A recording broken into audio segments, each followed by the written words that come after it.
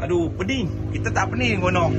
Ramai sangat duk kelui kita ni. Duk kelui. Weh, CEO tukang masak kelui hang. CEO tukang masak kelui hang. Betul ke saya? Kalau betul saya ni, saya nak balas ni. Hampa tolong tag kat dia Azad. Menu yang saya nak bagi ni, ada jual di kedai saya no. Bukan tak ada jual nah. Apa barang pakai Milo, aiskrim Nestle. Orang pakai wall. Abang ada. Dah lah buat bagi menu tu tak ada jual tak. Okey ni. Menu ni simple. Ais lemon tea. Kita nak buat ais lemon tea. Lemon tea kena tebal. Tebal tahu mana dia kata apa jari. Ha tu dah jari. Dah lah mai kelas kita pun tak masuk lagi habis masuk ujung. Ni cancak. Bukan pala senduk, pala cancak abang dah. Mudah. Ais lemon tea kita duk beli kat luar sampai RM6, RM5. Habis.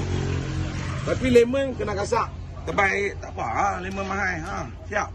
Mai kita try minum tengok. Jadi ready. Ais lemon tea macam mana harga kayangan tapi aku tak harga kayangan. Nak bisa bismillah. Teh kena gelap. Gelap sikit. Lepas teh tu kena manis sikit.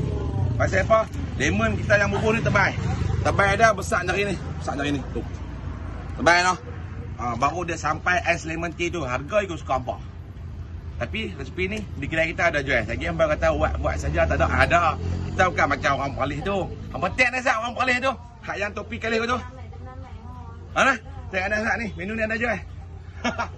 Donial.